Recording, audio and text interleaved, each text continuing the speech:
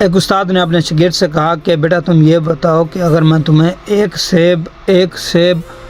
ایک اور سیب دوں تو کل ملا کے کتنے سیب ہوں گے؟ تو بچے نے فوراً کہا کہ 4۔ تو استاد نے سوچا کہ شاید بچے نے سوال صحیح طرح سے سمجھا نہیں ہے، تو استاد نے دوبارہ وہی سوال کیا کہ اگر میں تمہیں ایک سیب اور ایک سیب دوں تو ٹوٹل ملا کر کتنے سیب ہوں گے؟ تو بچے نے 1-2 سیکنڈ سوچا، تو پھر اس نے کہا کہ 4۔ استاد کو تھوڑا غصہ آیا، تو استاد نے کہا کہ اب غور سے میرا سوال سمجھو، تم میرا سوال سمجھ نہیں پا رہے۔ استاد نے دوبارہ وہی سوال کیا کہ اگر میں تمہیں ایک سیب اور ایک سیب دوں تو ٹوٹل کتنے سیب ہوں گے؟ تو بچے نے تھوڑی دیر سوچا، پھر بچے نے فوراً کہا کہ 4۔ تو اب استاد غصے سے لال پیلا ہو گیا، تو بچہ بھی استاد کی ناراضگی اور مایوسی دیکھ رہا تھا۔ استاد نے پھر پوچھا کہ میرا سوال غور سے سنو، اگر تم نے میرا سوال غور سے نہ سنا تو پھر تمہیں سزا ہوگی۔ تو استاد نے پھر وہی سوال کیا کہ اگر میں تمہیں ایک اور سیب دوں تو کتنے سیب ہوں گے؟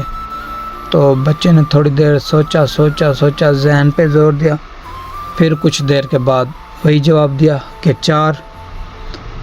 اب استاد بالکل غصے کی آخری حد تھی استاد کی، تو استاد نے سوچا کہ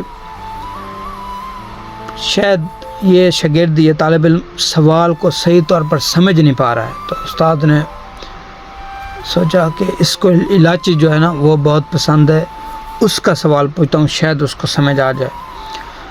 تو استاد نے کہا کہ اچھا بیٹا تم یہ بتاؤ، اگر میں تمہیں ایک الائچی اور ایک الائچی دوں تو یہ ٹوٹل کتنی الائچیاں ہوں گی؟ تو شاگرد نے فوراً کہا کہ 3۔ استاد بڑا حیران پریشان، تو اس نے دوبارہ وہی پہلے والا سوال کیا۔ استاد نے کہا ٹھیک ہے۔ اس نے پھر وہی دوبارہ سوال کیا سیب والا کہ اگر میں تمہیں ایک اور سیب دوں تو کتنے سیب ہوں گے؟ تو شاگرد نے فوراً کہا 4۔ تو استاد پریشان ہوا، اس نے کہا کہ لاچی کا سوال میں نے تم سے کیا، تم نے کہا کہ 3، جبکہ سیب کا میں سوال کر رہا ہوں تم کہہ رہے ہو کہ 4، اس کی وجہ کیا ہے؟ تو شاگرد نے جواب دیا کہ استاد صاحب میرے پاس ایک سیب میرے پاس بھی موجود ہے جو کہ میرے بیگ میں پڑا ہوا ہے، 3 سیب آپ دیں گے، ایک میرے پاس ہے، ٹوٹل کتنا ہو جائیں گے؟ 4۔ لاچیاں تو میرے پاس نہیں ہیں۔